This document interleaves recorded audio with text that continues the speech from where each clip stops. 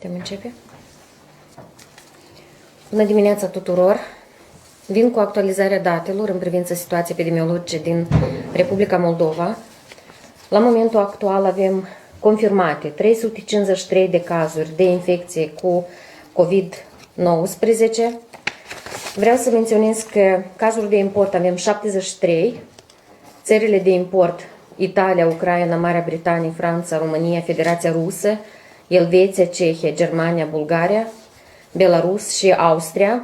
Cazuri secundare cu transmitere locală sunt 280. Este vorba despre Chișinău, Ștefan Vodă, Soroca, Hâncești, Ialoveni, Cahul, Sângerei, Căușeni, Aneni Noi, Taraclia, Râșcani, Orhei, Bălți, Strășeni, Cantemir, Briceni și regiunea din stânga Nistrului.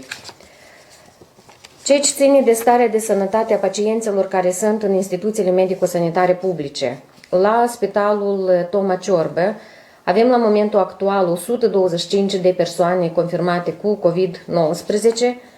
Starea gravă este la 26 de persoane, gravitate medie 64, în rest stare satisfăcătoare.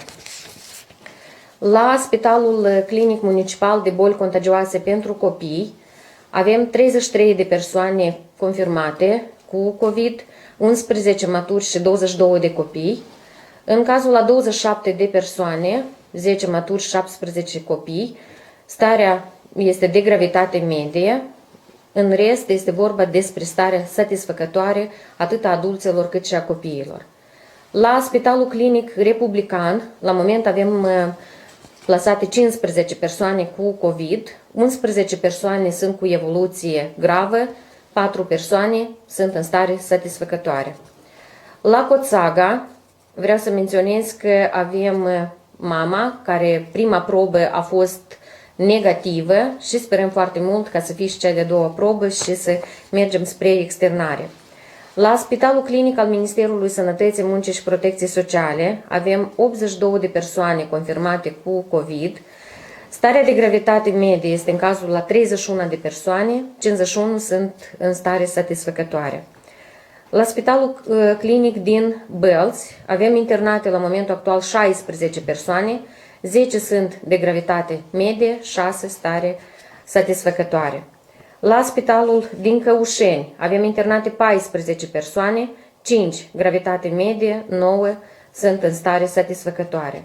La Arhanghelul Mihail, deci la momentul actual, avem confirmate 4 persoane cu COVID și starea este de gravitate medie. Inclusiv avem o persoană care este internată și în Spitalul Raional Cahul. La maternitatea numărul 2, care este destinată pentru femeile gravide, la momentul actual avem 6 persoane care sunt internate, 3 persoane sunt de gravitate medie și 3 sunt în stare satisfăcătoare. Inclusiv avem persoane cu COVID care sunt la Institutul de Medicină Urgentă, este vorba despre 5 persoane care au nevoie de urgențe medico-chirurgicale și beneficiază de asistență în cadrul instituției respective. Vreau să vin în continuare cu anumite precizări în contextul dispoziției care a fost primită de către Comisia Situații Excepționale de ieri. Ceea ce ține de centru de triaj, a fost aprobat regulamentul de organizare și funcționare a acestui centru, a fost desemnat directorul pentru centrul dat și țin să-i mulțumesc foarte mult domnului Oleg Rudu pentru că a acceptat să facă parte din echipa Ministerului Sănătății, Muncii și Protecției Sociale pentru a contribui la măsurile de prevenire și control a coronavirusului de tip nou.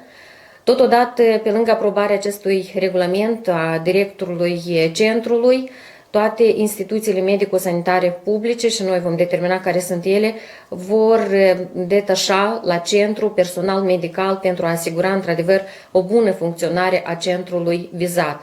Acum se realizează niște măsuri foarte intense pentru a organiza activitatea centrului și cât mai curând să avem posibilitate cu adevărat să realizăm trierea celor care sunt suspecți la COVID-19. Suplimentar, tot ieri în cadrul ședinței Comisiei Situații Excepționale a fost luată decizia de a procura costume de protecție individuală de la un producător autohton care vreau să menționez că dispune de toate certificatele de calitate, inclusiv avizul Agenției Naționale de Sănătate Publică și care vor fi distribuite pentru instituțiile spitalicești care au fost de astăzi activate, inclusiv și cele regionale și care sunt determinate de către noi. Tot ieri a fost primit o dispoziție și vin cu un titlu de informare pentru persoanele cu dizabilități. Sunt foarte multe persoane la care le expiră termenul de dizabilitate în această perioadă și sigur că nu pot merge nici la medicul de familie pentru a obține certificatul medical de îndreptare, nu pot realiza alte aspecte ce țin de actele care trebuie să fie eliberate de autoritățile de resort, dar noi ne dăm bine seama că aceasta poate să aibă și un impact asupra dreptului la anumite prestații de asigurări sau de asistență socială. În condițiile date, Comisia Situații Excepționale a dispus că toate gradele de dizabilitate care expiră în perioada stării de urgență vor fi prelungite din oficiu de către Consiliul Național pentru determinarea dizabilității și capacității de muncă, iar listele vor fi prezentate Casei Naționale de Asigurări Sociale și structurilor teritoriale asistență socială, astfel încât să nu fie stopat nici dreptul la pensie sau alocație socială a persoanelor cu dizabilități, dar nici dreptul la compensație de transport la care au drept aceste persoane sau alte prestații, cum poate fi ajutor social sau ajutorul pentru perioada rece a anului. Ulterior, după ce va înceta starea de urgență, vom reveni la o normalitate la care sperăm cu toții că vom reveni în curând. Sigur că procesul va fi reluat prin reexpertizare, dar și prelungirea dreptului la diferite tipuri de măsuri de protecție socială la care au dreptul persoanele cu dizabilități.